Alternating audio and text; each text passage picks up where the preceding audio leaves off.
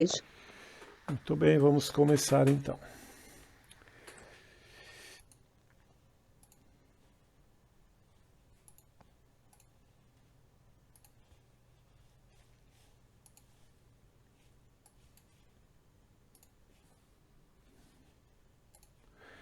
Então, pessoal, hoje nós vamos estudar o Apocalipse capítulo 3.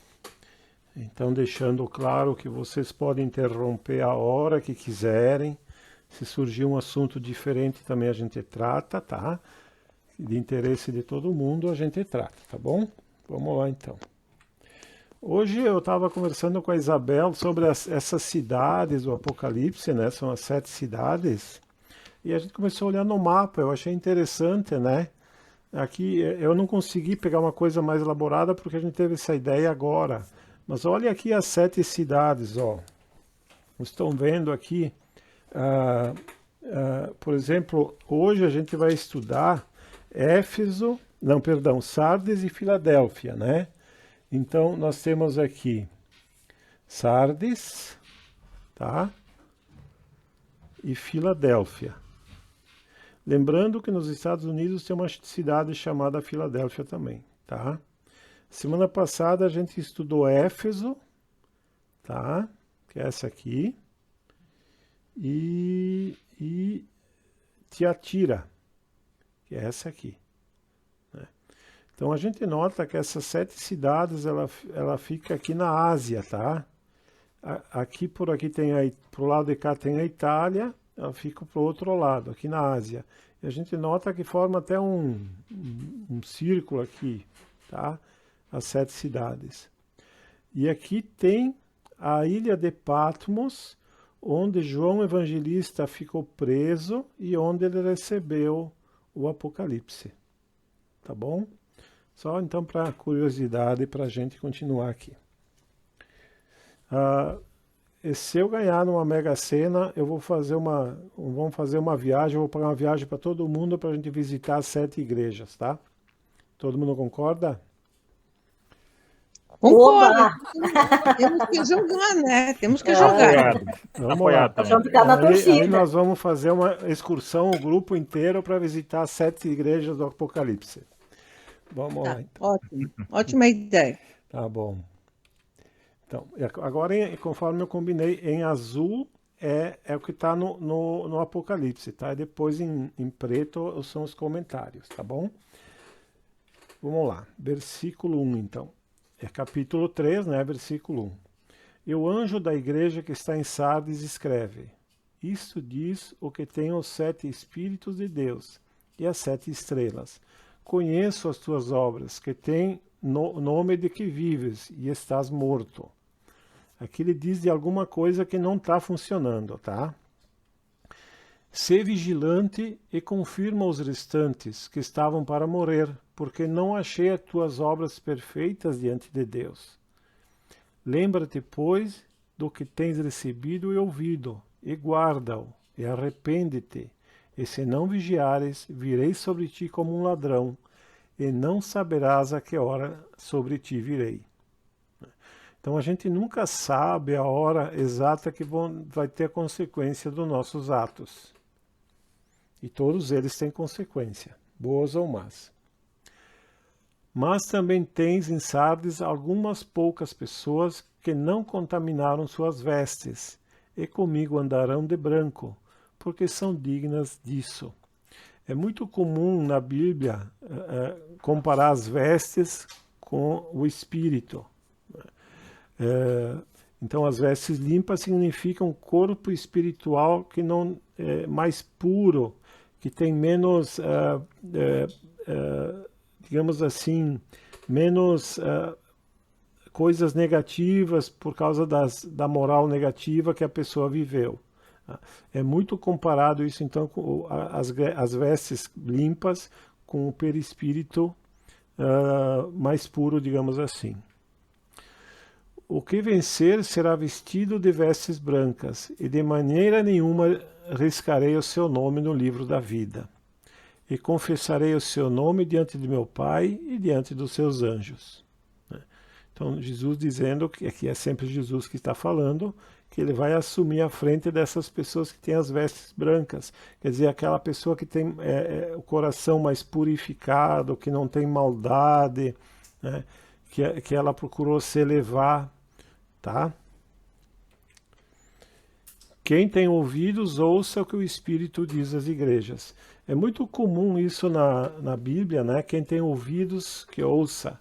Quer dizer, quem tem capacidade, quem tem discernimento, porque todo mundo tem ouvidos, né? Quem tem racionalidade, discernimento, tem condições de compreender o que aí está escrito.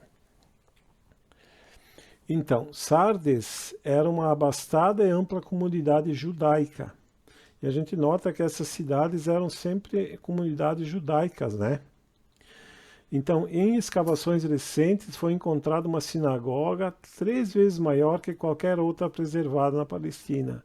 Então, eles tinham uma sinagoga, que era onde se encontravam os mestres lá dos judeus, enorme. Então, para construir isso, tinha que ter muita riqueza, muita capacidade. Eles tinham, inclusive, até um complexo de ginástica, de banhos. Então, era uma coisa muito bem estruturada da época. Então, eles tinham muita riqueza material. E também se praticavam cultos pagãos a típicas divindades gregas. Então, a gente sabe que o judaísmo trouxe a ideia do Deus único. E Jesus veio confirmar o nosso Pai, que é o Deus, que é o nosso Criador. Mas os pagãos, eles acreditavam numa infinidade de deuses e rendiam graças a esses deuses. Por que o cristianismo combate essas ideias?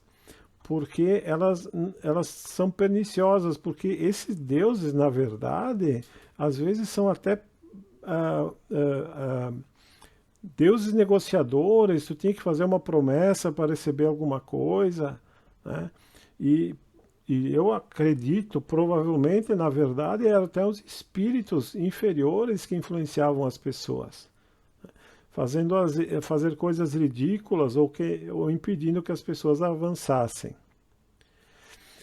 Essa cidade de Sardes era uma cidade considerada segura, né? Porque ela vivia numa encosta de uma montanha, era difícil de invadir. Porque a gente sabe que na época essas épocas recuadas e até a Idade Média, as cidades tinham que se proteger, porque sempre tinha alguém querendo invadir, né? Essa que a gente estudou dos arianos, né, que eles sempre querem invadir, tomar força, então todos tinham que se proteger. Mas como eles achavam que essa cidade, como eles sentiam que essa cidade era segura, eles relaxavam, né? Eles tinham até um excesso de confiança. E esse comodismo contribuiu para uma igreja amornecida e espiritualmente morna. Porque esse é o grande problema do espírito imperfeito. Ele precisa sempre de um incentivo para procurar Deus. Ele precisa de um sofrimento. E quando tu está numa situação de conforto, tu tem uma tendência a deixar Deus para depois. E hoje o mundo moderno não é difícil. Muitas pessoas só lembram de rezar quando estão numa dificuldade.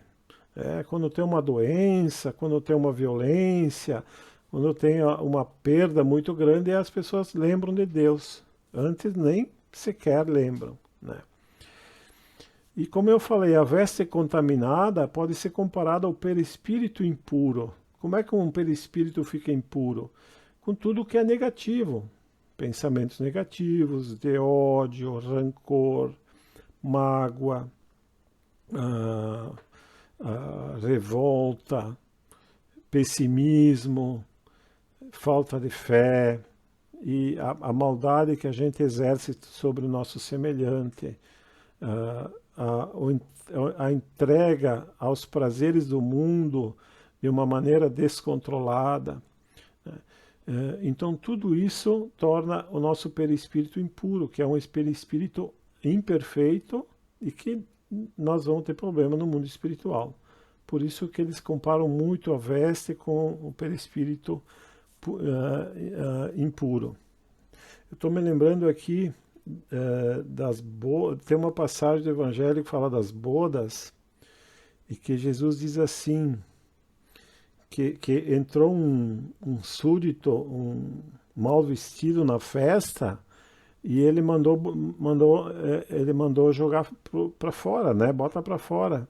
E a gente fica pensando, como assim um senhor pode fazer uma coisa dessa, e Jesus conta uma história dessa? Mas ele está dizendo que aquele que não tiver a veste pura e branca e limpa não pode entrar nessa festa do Senhor. É que Jesus ele usava muito os exemplos da época para ensinar, passar ensinamentos muito profundos. Obviamente, se fosse hoje, ele usaria outros exemplos, mas com o mesmo fundo de ensinamentos, tá? Então, assim, falando dessa pureza e desse comodismo, né? E como ele diz, amornamento, né? Ter uma visão muito amornada da vida, achar que a gente tem uma religiosidade profunda, e que a gente está fazendo tudo o que a gente pode, né? Que o que a gente faz já é suficiente. Eu trouxe esse texto, que eu achei muito bonito, do livro Contos desta e da Outra Vida, pelo irmão X. Então, lembrando, para quem não se lembra, o irmão X é Humberto de Campos, porque ele teve que mudar o nome por causa de um processo que o Chico Xavier recebeu, porque a família queria receber os direitos autorais do espírito, né? Embora o juiz entendeu que um espírito não tem direitos autorais, mas mesmo assim o Humberto de Campos se colocou como irmão X. Isso só prova a veracidade da comunicação mediúnica, né? Porque era tão real, tão a linguagem do Humberto de Campos, que teve que ter uma intermediação de um juiz para resolver a questão. Então vamos lá. Quando Enésio Fraga deixou o corpo físico, desencarnou, ele que fora sempre considerado puro entre os homens, atingiu a fronteira do mundo espiritual à semelhança de um lírio, tal a brancura de sua vestimenta. Pretendia viver nas esferas superiores, respirar o clima dos anjos, alçar-se às estrelas e comungar a presença do Cristo. Explicou ao agente espiritual que atendia ao policiamento da passagem para os excelsos planos da espiritualidade. O zeloso funcionário, contudo, embora demonstrasse profundo respeito para com sua apresentação, submeteu ao longo teste, fim do qual, não obstante desapontado, explicou que não lhe seria possível avançar. Então ele achou que já tinha uma vida muito regrada, muito religiosa, fez tudo do bem, e já estava pedindo, solicitando, reivindicando o seu direito a subir nos planos espirituais mais elevados. Gaguejou Anésio, aflito, como pode ser isso? Como eu posso não poder subir? Como posso não poder subir? Fui na terra um homem que observou todas as regras do santo caminho. Apesar de tudo, falou o fiscal reticencioso, apesar de tudo, né? Não me conformo, não me conformo. Aí já demonstra a revolta. Reclamou o candidato à glória divina. E sacando do bolso uma lista, exclamou agastado. Né? Possivelmente foi um advogado, né? Já sacou a lista e exclamou: pensando na hipótese de alguma desconsideração, resumi em 10 itens o meu procedimento irrepreensível no mundo. E leu para o benfeitor calmo e atento.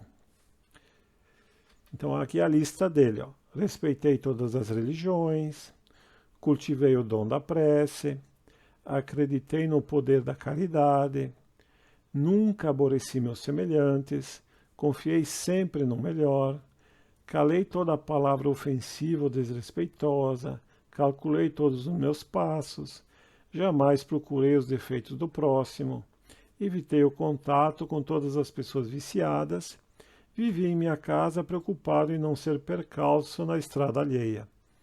Então, a gente vê aqui uma pessoa correta, de bem, que fez tudo certo, né?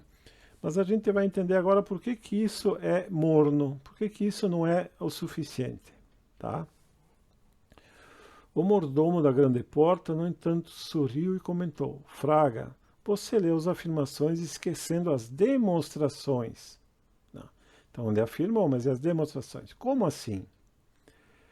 O amigo paciente apanhou uma ficha e esclareceu que o plano espiritual possuía também apontamentos para confronto e solicitou-lhe a releitura da lista. Principiou Anésio. Aí ele começou a ler. Respeitei todas as religiões. E o examinador acentuou, conferindo as anotações. Mas não serviu nenhuma. Então ele respeitou, mas não serviu, não trabalhou, não fez nada. Respeitou de longe. Cultivei o dom da prece, mas somente ao seu próprio favor. Então rezou só por si. Deus me ajuda nessa doença, me ajuda nesse negócio, ajuda a minha família, ajuda isso, ajuda aquilo. Só para mim, só em torno de si. É a única coisa que ele pedia. Acreditei no poder da caridade, mas não a praticou, né? Aceitava que fazia sua caridade, que era importante, né? Talvez até elogiasse quem praticava caridade, mas ele próprio não a praticou. Nunca aborreci meus semelhantes, entretanto não auxiliou a quem quer que fosse. Aqui eu coloquei esse muro porque é uma coisa que eu fico pensando também, né? Eu não aborreço meu vizinho e ele não me aborrece, cada um vive na sua. Mas também a gente constrói um muro enorme entre as casas, né? E não é assim que a gente vive, né? E a gente constrói muros entre as pessoas para que a gente não tenha problema, né? Quando eu me relaciono com as pessoas, eu corro o risco de ser magoado, de ser ofendido, de ser mal compreendido, de receber uma injustiça, né? Mas eu também posso angariar um amigo, ter a satisfação de ajudar alguém, né? Enriquecer a minha vida com a presença de outra pessoa, né? Então, ele não aborrecia seus semelhantes, mas era alguém que se isolava, né? E não auxiliava ninguém. Confiei sempre no melhor, mas apenas em meu benefício. Eu confio que tudo vai acontecer de melhor, só para o meu benefício, né? Esse é o tipo de pessoas que a gente diz assim que é uma relação de ganha-perde. Todas as relações que nós temos com as pessoas tem que ser ganha-ganha. Significa os dois ganham, seja no mundo do negócio, seja numa discussão, qualquer coisa, a gente tem que ter uma relação de ganha-ganha, todo mundo tem que ganhar. Mas muitas dessas pessoas é uma relação de eu ganho e se tu conseguir ganhar, tudo bem. Mas se tu perder, tudo bem também, né? Então é a relação ganha-perde. Perde. Calei toda palavra ofensiva ou desrespeitosa. Não se lembrou, porém, de falar àqueles que pudessem amparar os necessitados de consolo e esperança. Então, calou toda a palavra ofensiva, mas também não lembrou de dar uma palavra de conforto a quem precisasse, né? Ir ao encontro do sofrimento. Calculei os meus passos para não ser molestado. Então, sempre calculei, mas para quê? Para me livrar dos problemas, né? Aquilo que a gente chama de malandragem, tudo calculado, mas sempre para o meu benefício. Nunca é para benefício do próximo. Jamais procurei os defeitos do próximo. Contudo, não aproveitou os bons exemplos, né? Não procurou os defeitos, mas também não procurou as virtudes para servir, para seguir como exemplo. Evitei o contato com as pessoas viciadas, atendendo ao comodismo, né? Não tive contato porque não queria me aborrecer, não queria sair do meu conforto, né? Então, é isso eu acho que aqui define bem essa pessoa, que é o comodismo, né? Tudo voltado para si, para o seu conforto, e talvez dos seus familiares, mas das pessoas, seus entes queridos, mas sempre para ele. Vivi em minha casa preocupado em não ser percalços na estrada alheia. Então, não quis ser um percalço, não quis incomodar ninguém. É simplesmente para não ser chamado a tarefas de auxílio. Veja que no fundo ele tinha sempre uma segunda intenção.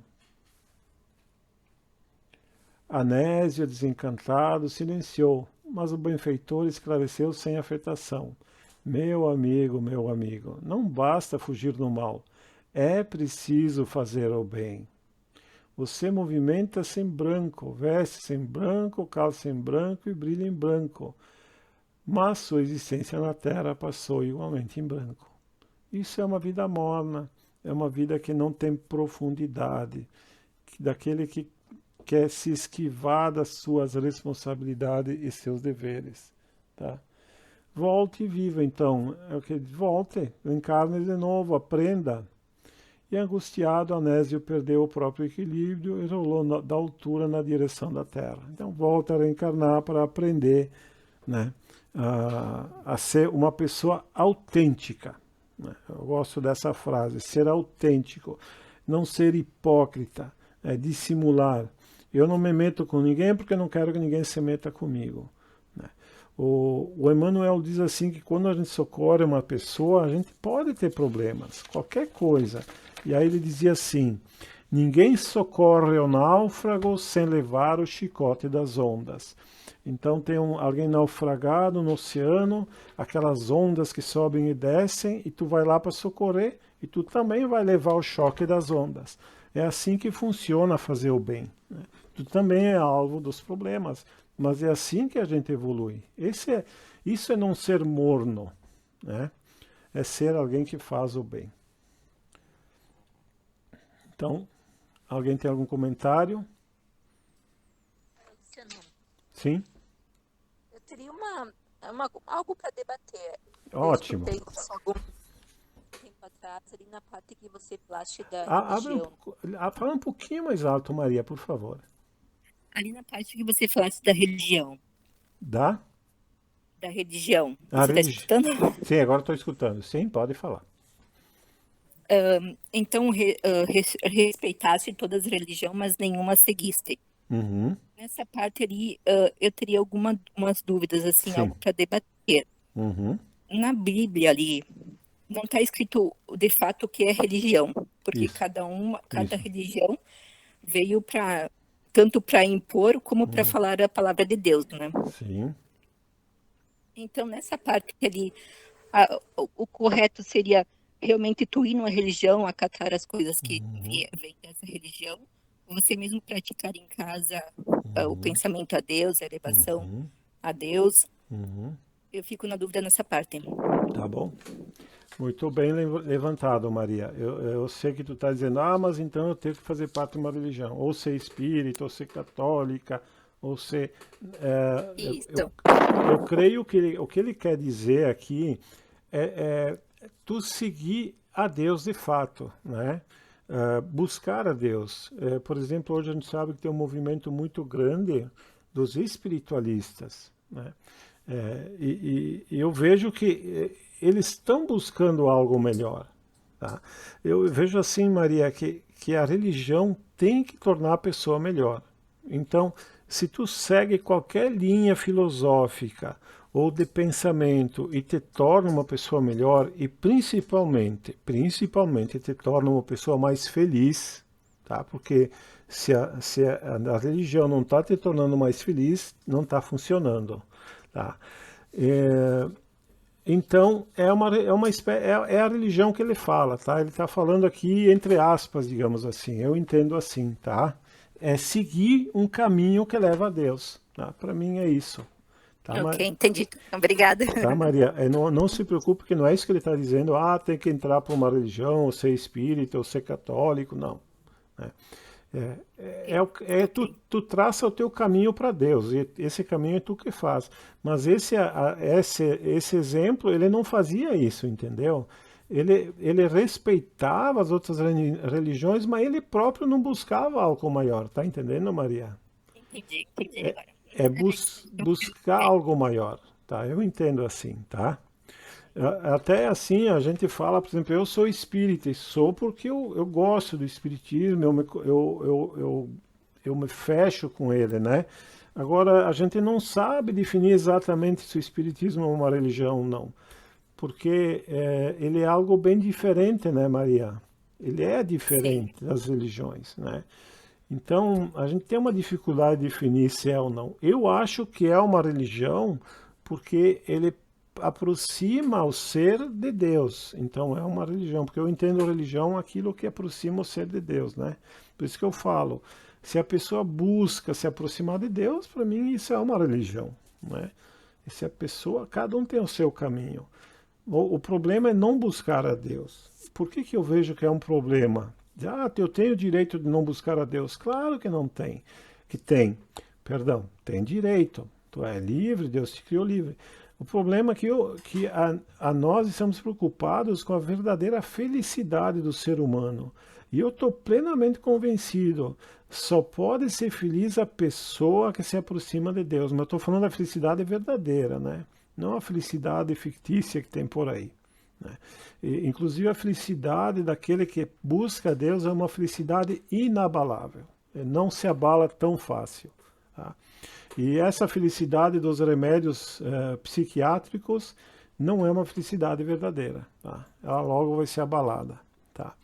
E então, entendeu, Maria? Espero que esteja claro, tá? Sim, eu entendi. Obrigada, eu Beleza, entendi muito valeu. bem. Eu quero fazer um comentário também, Lu. Sim, pode ser, Liara. Não, é só para complementar, fechar. Assim, a gente vê pessoas maravilhosas, que são caridosas, bondosas, sinceramente mesmo, e Sim, não estão em nenhum templo religioso. isso. E então, essa bondade, assim, e bem diferente às vezes de gente espírita, gente que são 40 anos dentro de um centro espíritas, grosseiras, que não se modificam uma vírgula, Isso aí, sem caridade e amor pelo ser humano. isso E a aí. gente vê pessoas que não vão em lugar nenhum, mas são sinceras mesmo, são pessoas bondosas que buscam aperfeiçoamento, que buscam se tornar melhores. Então, não, como dizia Jesus, eu acho que né? Não, tipo, falar com minhas palavras, não importa onde a gente está orando, o que importa é essa conexão com Deus, essa conexão em buscar a verdade, o seu melhoramento. E eu concordo quando dizem que o centro espírita é um hospital, que as igrejas, sim, é um hospital, mas eu entendo que hospitais são onde as pessoas querem se melhorar. Então, não é justificativa para dizer, eu também sou falho. Claro que sim, todos nós somos falhos, Claro. mas a gente tem a obrigação, eu já me coloco como obrigação, se a gente está dentro de um templo, a gente tem que buscar ser melhor, sim, do que aqueles que estão lá fora. Claro. Porque a gente está, então, tu está dentro de um hospital, sim, e o hospital é para quem quer se melhorar. Então, a pessoa que está ali tem que buscar, assim, ser melhor, sim. É uma obrigação. Claro. Porque não adianta justificar, não, a gente também tem defeitos, claro que sim. Mas se tu está ali dentro, tu tem que até fazer pelo bom exemplo, tem que ter um bom exemplo, porque senão tu está denegrindo a religião, porque está dentro uma pessoa que continua um poço de egoísmo, um poço de arrogância, um poço de tudo. Mas que espírita é esse? Mas que evangélico é esse? Claro que a gente vai ter pessoas falhas dentro dos templos, mas tem que estar se buscando se melhorar, né? É isso aí. Então, eu acho que é por aí. A busca individual, claro que é individual, e eu acho que quem está dentro dos templos tem que dar bons exemplos, pelo menos buscar dar bons exemplos. Isso aí. É isso aí, Liara, tem razão, sim, é verdade. E até estou me lembrando aqui que Jesus falou que nem todos que dizem Senhor, Senhor se salvarão. Exatamente. Nossa, o nosso mestre dizia uma coisa muito profunda com poucas palavras, né? Então tem muita gente por aí que reza, que diz que reza para fora, né? Não reza para dentro, sabe? E aí pratica iniquidades, né? Eu concordo muito com o termo. E nós também, todos nós, temos que separar o movimento da própria doutrina, né? Seja ela espírita, católica, qualquer religião tem um fundo maravilhoso, mas o movimento nem sempre é maravilhoso, né? É feito por pessoas. Então, eu considero o espiritismo um movimento maravilhoso, porque ele une a ciência e a religião, né? Mas a gente sabe que tem problemas, em qualquer lugar tem, né? Mas então a gente tem que se ater à filosofia e não ao movimento em si, né? O movimento é bem imperfeito e cheio de problemas, porque nós somos imperfeitos, né?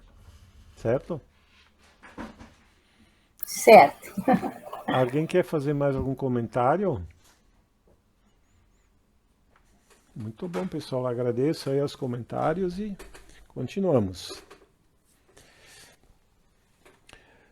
Então, continuando aqui do Apocalipse. E ao anjo da igreja que está em Filadélfia escreve: Isto diz o que é santo, o que é verdadeiro, o que tem a chave de Davi, o que abre e ninguém fecha, e fecha e ninguém abre. Aqui falando, obviamente, do poder de Jesus, porque é o governador da terra. Conheço as tuas obras, eis que diante de ti pus uma porta aberta, e ninguém a pode fechar. Tendo pouca força, guardaste a minha palavra, e não negaste o meu nome. Eis que farei aos teus da sinagoga de Satanás, aos que se dizem judeus e não são, mas mentem. Eis que eu farei que venham e adorem prostrados a teus pés, e saibam que eu te amo. Como guardastes a palavra da minha paciência, também eu te guardarei da hora da tentação que há de vir sobre todo o mundo, para tentar os que habitam na terra. Eis que venho sem demora, guarda o que tens para que ninguém tome a tua coroa. A quem vencer, eu o farei coluna do templo de meu Deus, e dele nunca sairá. Escreverei sobre ele o nome de meu Deus, e o nome da cidade de meu Deus, a nova Jerusalém, que desce do céu do meu Deus, e também o meu novo nome. Quem tem ouvidos, ouça o que o Espírito diz às igrejas. Então, sempre essa frase que termina essa parte. Então, Filadélfia era a mais nova das cidades, e o significado da época era amor fraterno, tá? Era uma das cidades, e aqui ela seguia mais os ensinamentos do Cristo, e aqui Jesus até prometendo o socorro nas horas das tentações. Então, eu entendo isso para a gente também. Quando a gente se une à espiritualidade superior e ao nosso mestre, nas tentações da vida a gente é amparado. Porque todo mundo vai sofrer tentações, todos, sem exceção. Porque as tentações são provas para o nosso caráter, né? E esse mundo aqui, que Jesus falou que a carne é fraca, é porque é um mundo bem complicado. Por causa das tentações, que podem nos desviar das missões que nós assumimos antes de encarnar, inclusive. Tá? Porta aberta pode estar relacionada à mediunidade superior com intercâmbio com os espíritos elevados. Então a interpretação que o autor faz aqui, que eu concordo com ele, que a porta aberta significa essa mediunidade, esse intercâmbio com o alto. Quando a gente estudou a mediunidade, que existe a mediunidade ostensiva, mas existe a mediunidade intuitiva também. Esse é outra coisa boa que acontece para as pessoas que vivem com o pensamento voltado a Deus, seja qualquer religião, mas aquele que está voltado a Deus vai receber intuitivamente todas as informações que são necessárias para o seu avanço. os conselhos, o aconselhamento, e a gente vai ter a impressão muitas vezes que vem de nós mesmos, mas vem do nosso mentor, né? Que por nós estarmos elevados a Deus, o nosso pensamento direcionado ao Deus, nós ficamos com essa porta aberta para recebermos as intuições do alto para a nossa vida. É possível também que recebamos até avisos práticos da vida. Normalmente são avisos morais, né? Não faça isso, não faça aquilo, resista à tentação de gritar com essa pessoa, resista à tentação de fazer aquilo, resista à tentação de mentir, ou resista à tentação sexual, né? Ou qualquer outra. Então, resista à tentação do comodismo, por exemplo, né? de permanecer na sua zona de conforto.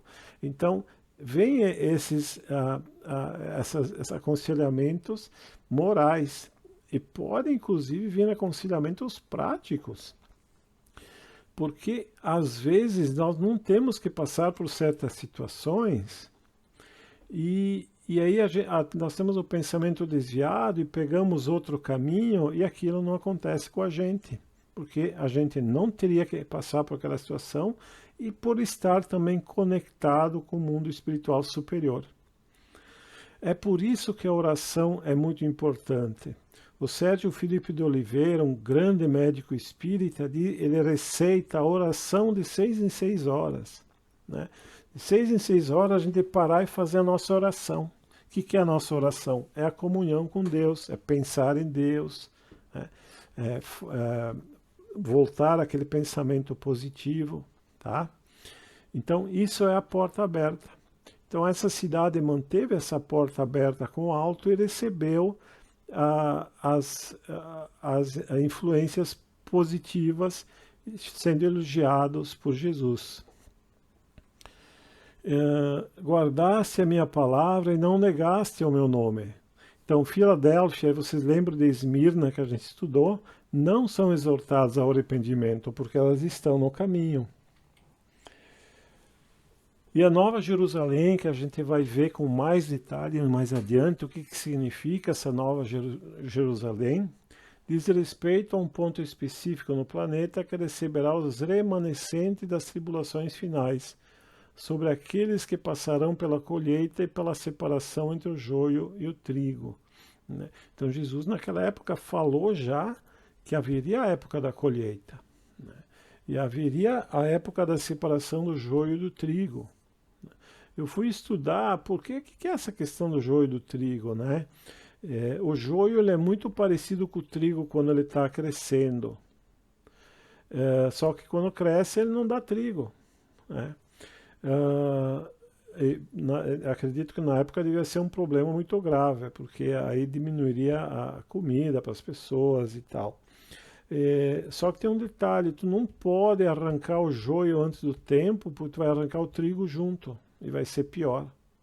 Então Jesus, usando esse exemplo, é necessário que o mal e o bem andem juntos, até que chegue a hora da colheita, da separação do joio do trigo. Então, eu acredito que, qual é esse prazo? São os 2000 anos. Jesus veio e nos deu 2000 anos que o joio e o trigo iriam crescer juntos, que é as provas e expiações do nosso planeta. Agora está chegando a hora da colheita em que o joio está sendo separado do trigo. É por isso que o mal se agita. Então, o joio vai ser retirado do planeta e o trigo vai continuar. Tá bom? A outra citação. A quem vencer, eu o farei coluna no templo de meu Deus. Na cultura judaica era comum construir uma coluna para manter a memória de uma pessoa após a desencarnação. Então, aqui Jesus usando de novo a linguagem da época, né, dizendo que aquele que vencer, ele vai ter o seu lugar no mundo espiritual. Jesus sempre falando no reino do meu Pai.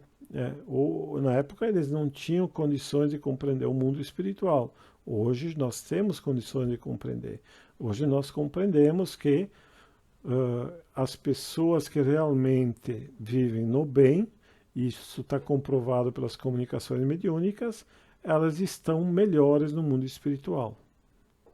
Elas têm acesso às faixas espirituais mais elevadas e onde o sofrimento não existe. Tá? Onde ou o sofrimento é muito diminuído, como a cidade de Nosso Solar, que é uma cidade de transição, tá? É uma cidade onde, como uma infinidade de cidades espirituais que tem para o mundo, que as pessoas passam, a gente chama a intermitência entre as reencarnações, o período entre as reencarnações. A pessoa tem uma vida lá, uma vida rica, e depois chega um momento que ela vai reencarnar. O Chico Xavier falou que é uma média de 200 anos, que a gente permanece lá e volta, a média. Mas a gente sabe pelos livros que a gente lê que tem espíritos que voltam muito mais rápido, porque tem muitas coisas para resolver e pela bondade de Deus eles têm que voltar mais rápido para resolver alguma coisa, alguma pendência que tem, tá? Mas então a pessoa passa lá, que é a vida verdadeira, depois encarna, como nós estamos aqui, passa um tempo e depois volta para o mundo espiritual, essas colônias espirituais, né? Mas é aí que Jesus fala assim de uma maneira genérica desses mundos, porque não tinha como as pessoas compreenderem na época. E hoje a nossa razão está mais amadurecida e nós podemos compreender melhor. Então agora a gente vai ler a outra parte. E ao anjo da igreja de Laodiceia escreve: isto diz o Amém, a testemunha fiel e verdadeira, o princípio da criação de Deus.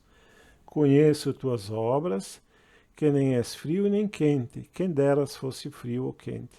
Né? Aqui então aquele que é morno, aquele que não faz mais nem menos.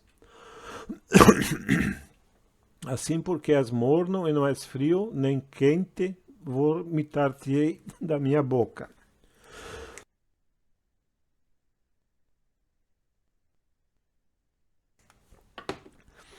Como dizes, rico sou e estou enriquecido, e de nada tenho falta, e não sabe que és um desgraçado e miserável, e pobre, e cego e nu.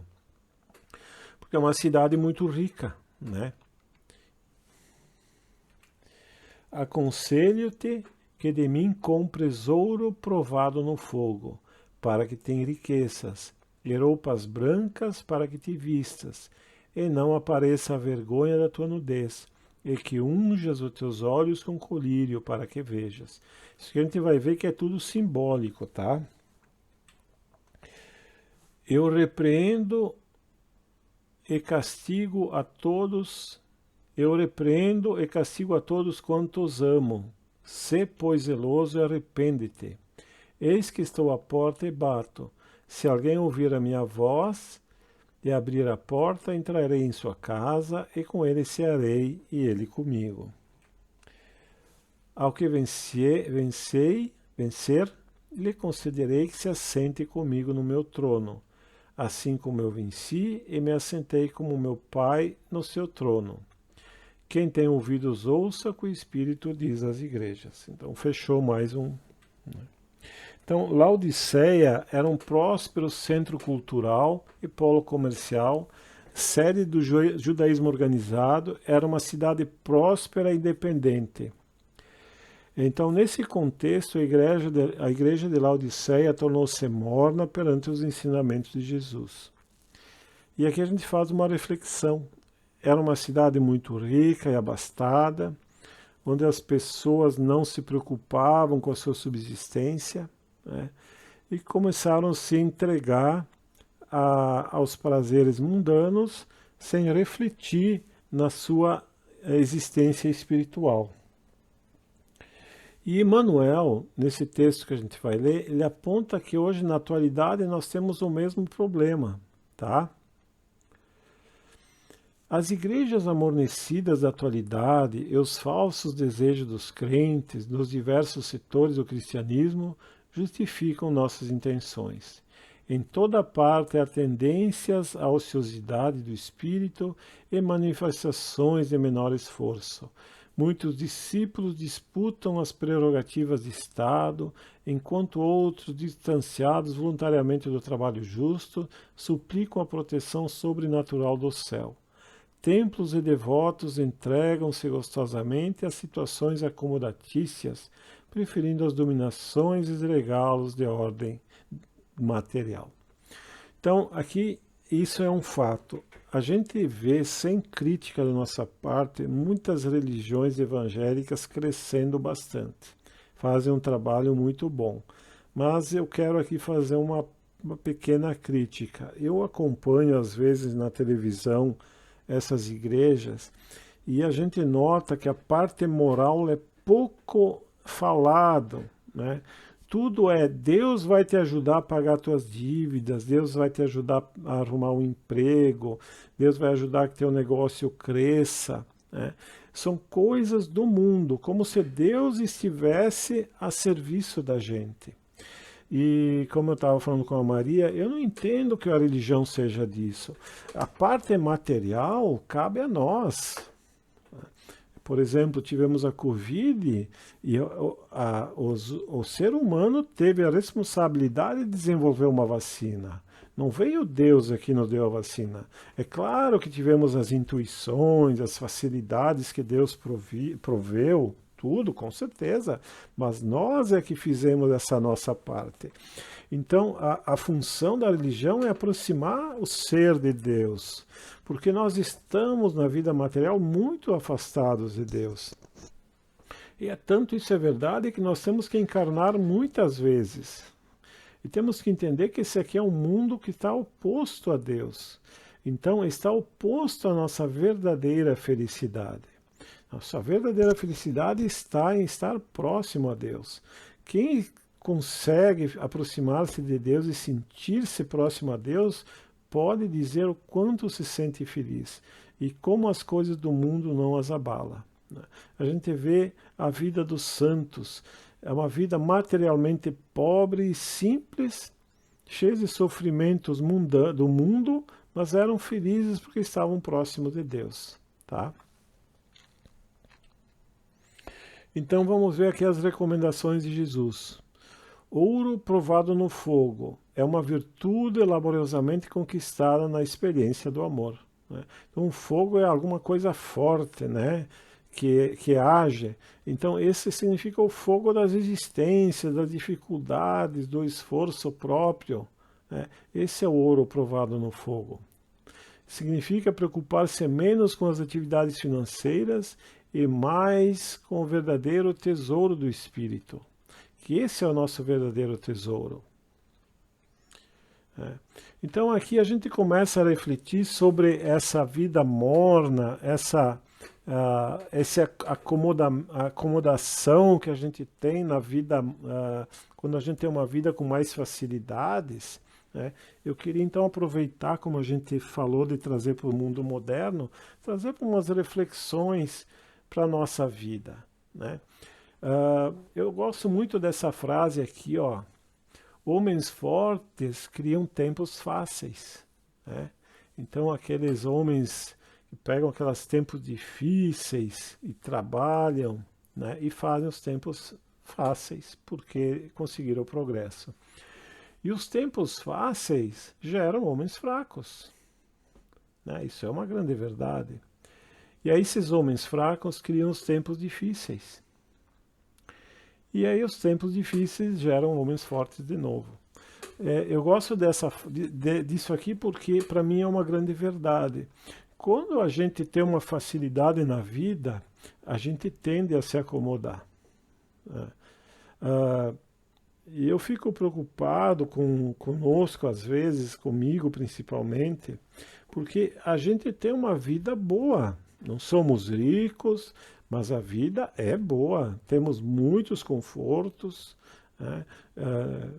nós temos as nossas casas, nossos carros, nós temos internet, o fogão a gás que é fácil de acender, né? A energia elétrica que é só apertar numa tecla e ilumina o nosso ambiente. Então é uma vida cheia de facilidades em comparação com as pessoas de antigamente. E será que a gente não tem uma tendência também a se acomodar nessa vida?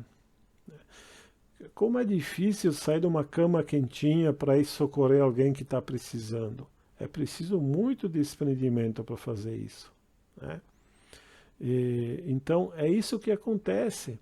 Porque quando os tempos são difíceis, vem alguém e constrói a riqueza. Mas é aqueles que recebem não construíram. E isso a gente vê muito verdade em empresas, né? Que às vezes o primeiro o patriarca começou a empresa lá num porão e trabalhou muito e economizou, né? E os filhos vêm depois que a empresa está constituída, né?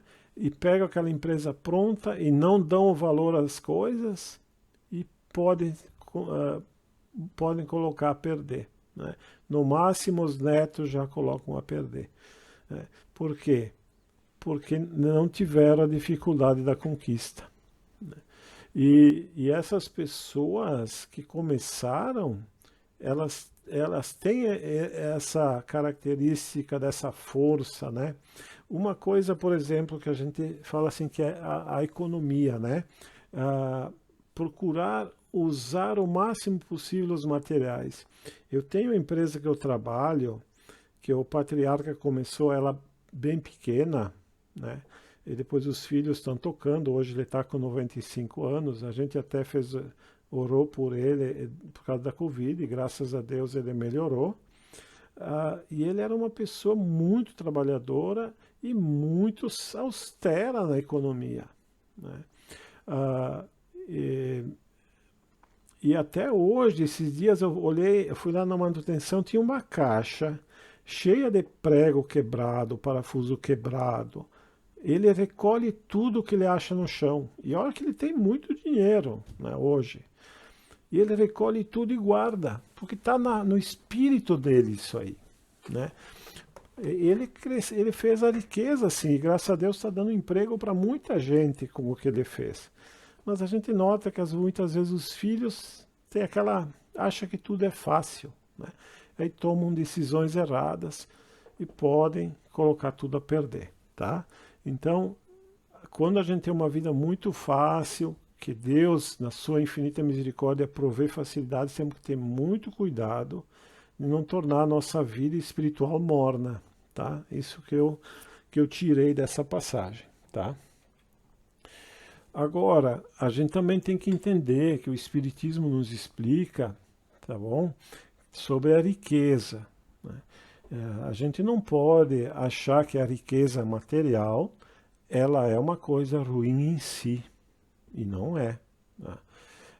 Não é um instrumento de perdição, porque senão Deus teria colocado no caminho de algum dos seus filhos um entrave para a sua perdição, né? E não é, tá? Agora, a riqueza tem um perigo muito grande. A gente fala aqui de riqueza material, aquelas facilidades da vida. Ela excita o orgulho, o egoísmo e a vida sensual. Por que orgulho? Porque muitas vezes a pessoa que tem essa riqueza e tem muitas posses e facilidade em enriquecer, ela pode se achar que ela é melhor que os outros, que ela é superior aos outros, que ela é mais inteligente, que ela é mais capaz, né? Sim, ela é mais capaz, mas não quer dizer que ela só é rica porque Deus permitiu, tá? Ela só tem, porque quando Deus quiser, Ele tira. E eu noto, eu trabalhei com muitos empresários na minha vida profissional, e eu vi muitos empresários destinados a serem ricos, porque é a missão deles nessa vida ficarem ricos. E a gente nota que a facilidade que eles têm em ganhar dinheiro, parece que o universo conspira a favor. O negócio que eles fazem dá certo, né? Porque nessa encarnação. É a missão deles ganharem dinheiro. Por quê? Para eles é uma aprovação e é uma oportunidade de fazer o bem, tá? De ajudar no progresso e fazer o bem. Mas aí que está o grande risco, né? A alma pediu essa prova, recebeu, mas aí está um grande risco. Por isso que quando a gente está no mundo espiritual, os mentores vão conversar com a gente. Ó, Luciano, tu quer passar agora a próxima encarnação ser rico? Mas tu tem certeza que tu está preparado? Será que tu está forte espiritualmente para não cair no egoísmo, no orgulho, né?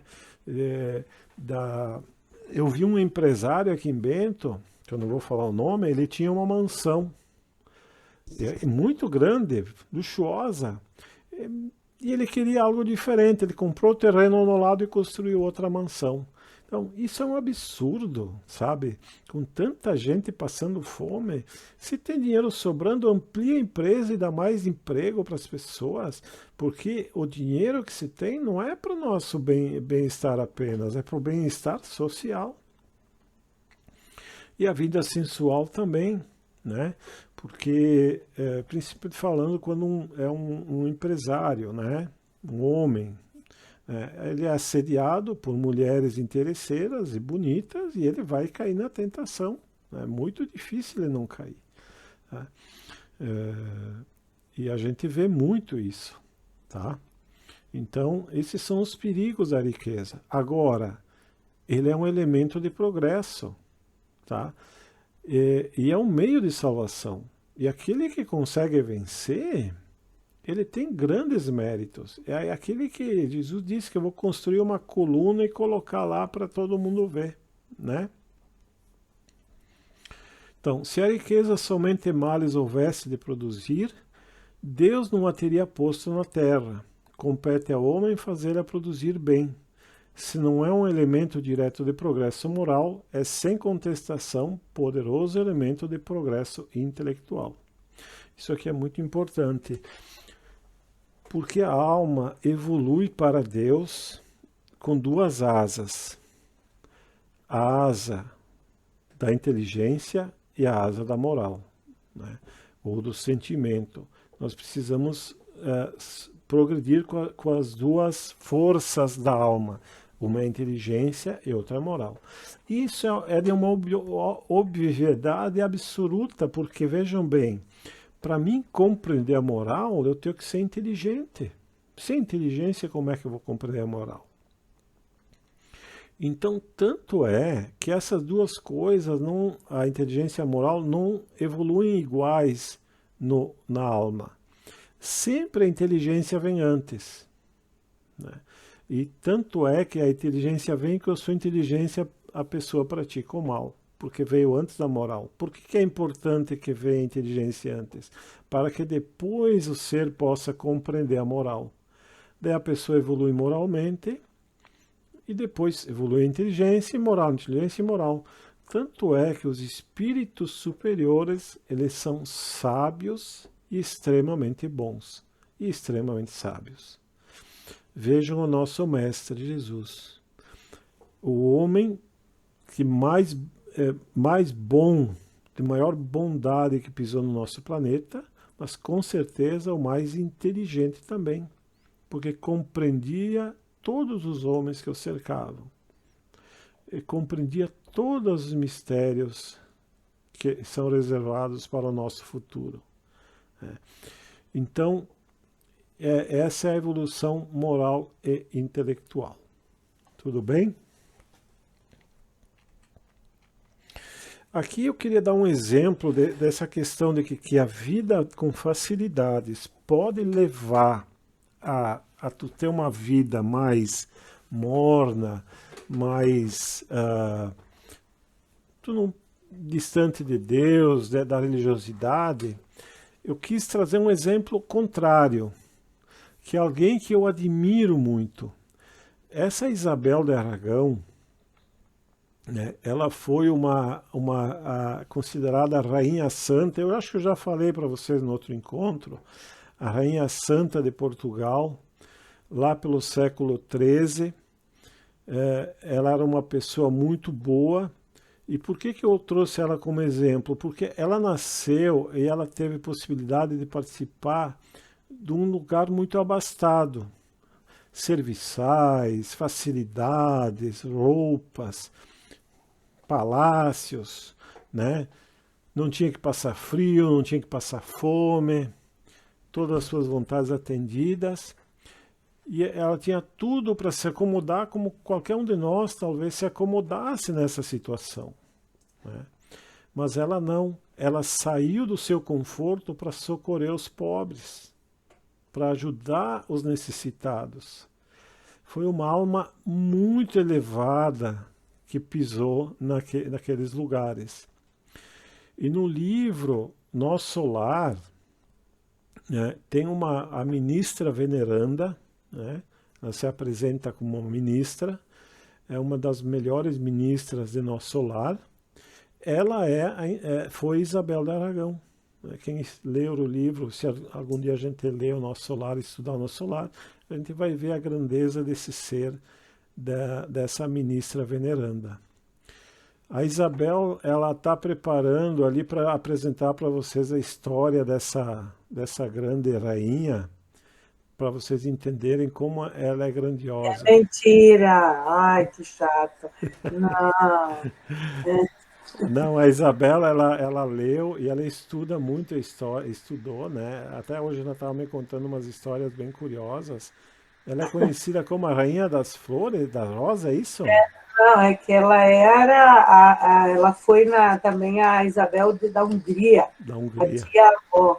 E ela, quando que ela estava na Hungria, ela transformava a pão em rosas. Isso.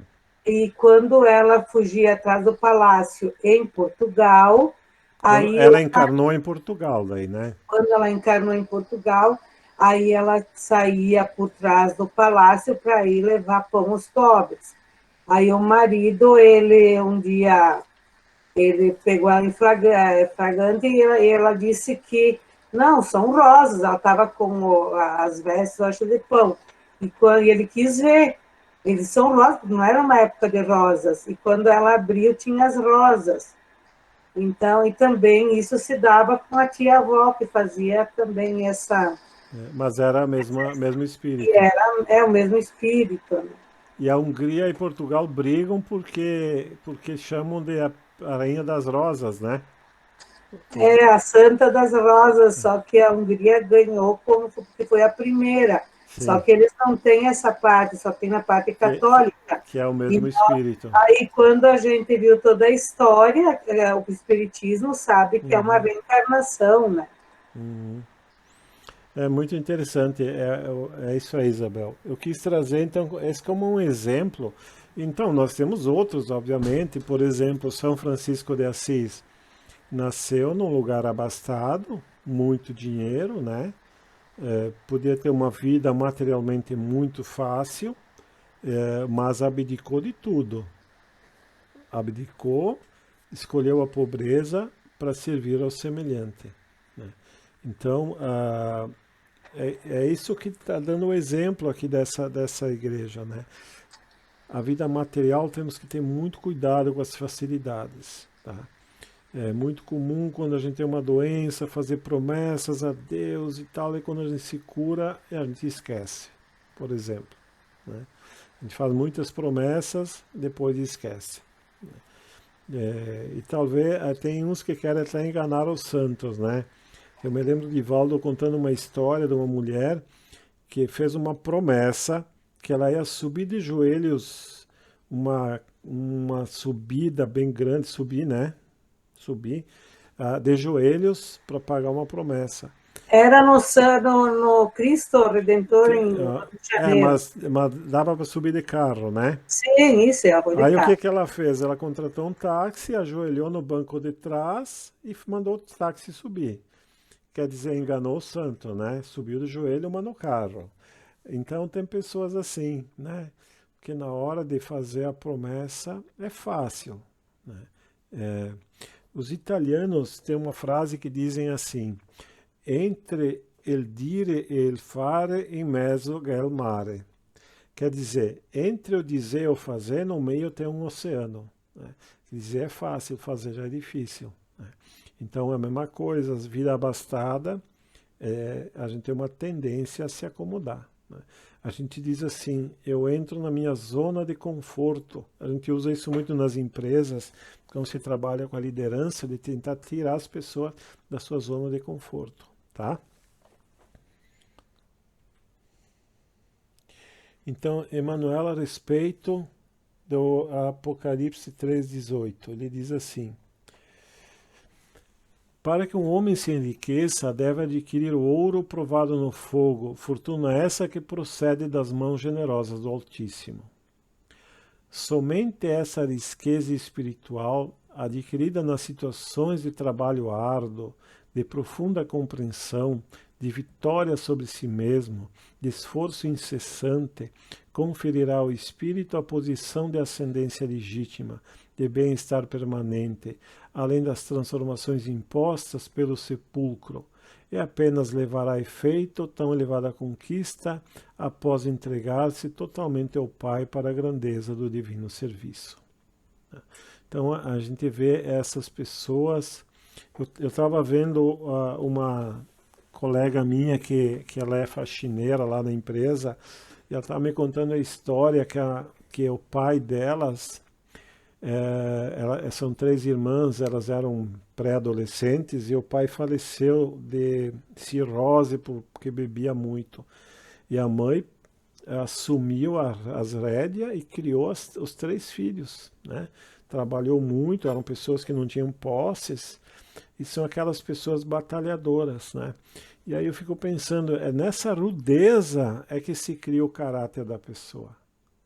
Ela não se acomodou, né? E como tem exemplos de pessoas assim? É como a gente viu lá, a gente tem que seguir o exemplo das pessoas boas. Com certeza, se eu vou ver a vida dessa senhora, eu vou achar a gente vai ver que alguma coisa de imperfeição tem, porque todos são imperfeitos. Mas o exemplo de luta e de trabalho dela, eu vejo até a filha dela falando com muito orgulho da mãe, né? Porque deixou a marca daquela pessoa laboriosa e trabalhadora e que foi à luta e não se entregou ao comodismo. Tá? Então, hedonismo é uma filosofia que a gente combate no bom sentido, né? Que a gente respeita as pessoas que querem viver assim, com certeza. Mas é a ideia do hedonismo, porque ele se baseia na ideia de que a vida é uma só, né? Então, não acredita na vida espiritual. Então, como a nossa vida, a consciência não tem continuidade após o desencarne, vale tudo nessa vida. Inclusive a moral não tem sentido. Pensem comigo, qual é o sentido da moral, né? Ali que eu vou alimentar o egoísmo. Desde que a justiça não me pegue, eu posso fazer qualquer coisa, né? Eu vou tentar aproveitar a vida ao máximo, só que essa vida não dá para ser aproveitada ao máximo, porque tem muitos empecilhos, né? A gente tem muitos problemas, muitas dores, né? Por exemplo, se eu me entregar aos prazeres, chega um ponto que a gente chama de saciedade, que aquele prazer não traz mais prazer. E a saciedade é terrível, porque a pessoa vai buscar sempre algo mais, e chega uma hora que não tem mais o que buscar, né? Então, esse hedonismo, no fundo, não traz felicidade. Tá? E eu tenho plena convicção que a felicidade verdadeira está naquele que volta seu pensamento a Deus. E Jesus é um dos grandes mestres que nos leva até o Pai. Tá? Então, vestes brancas, estado do espírito purificado, a gente já comentou.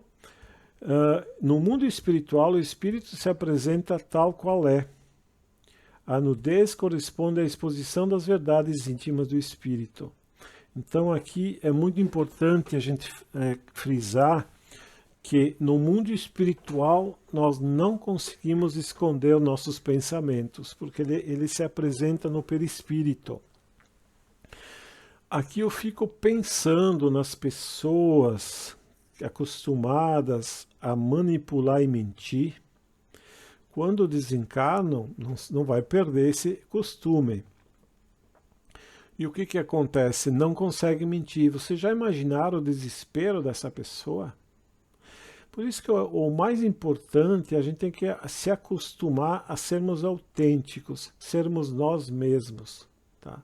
Claro que todos nós temos segredos, mas que sejamos autênticos, que pelo menos nos esforcemos para ser melhor. E quando a gente chega no mundo espiritual, que a gente escancara o que a gente pode dizer, eu tinha esse defeito, sim, mas humildemente eu me esforcei para melhorar.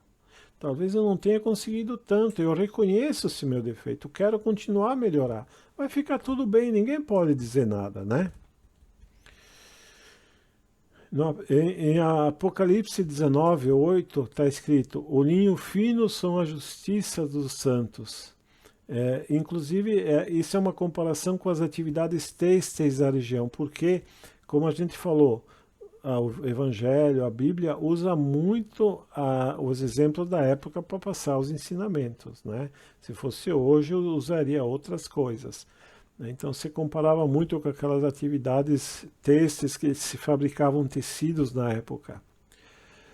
O recado de Jesus indica que é mais importante que se preocupar com a aparência exterior é trabalhar o interior. E o colírio espiritual, então, Jesus convida aqueles homens e mulheres para o discernimento sobre sua condição espiritual. Esse é o significado de colírio, né? Aquele que melhora a visão, é melhorar o discernimento sobre a vida espiritual. E curiosamente, Laodiceia, na época, né, era conhecida por sua escola médica com grande reputação para a doença dos olhos. Enquanto em Filadélfia as portas da inspiração encontravam-se abertas, Jesus roga à igreja de Laodiceia que abra suas portas para sintonizar os espíritos superiores e também atender aos chamados de Deus.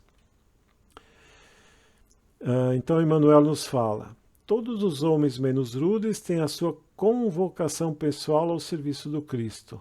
As formas podem variar, mas a essência ao apelo é sempre a mesma. O convite ao ministério chega às vezes de maneira sutil, inesperadamente. A maioria, porém, resiste ao chamado generoso do Senhor.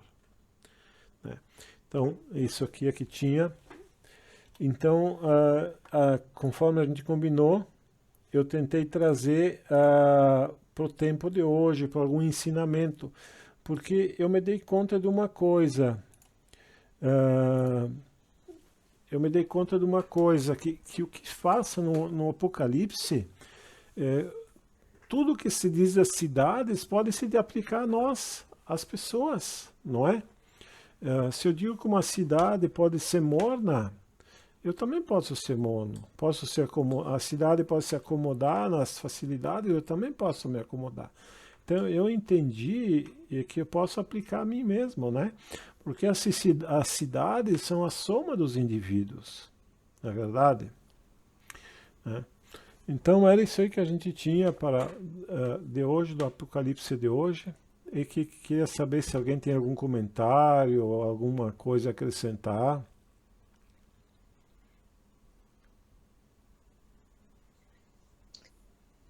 Nada?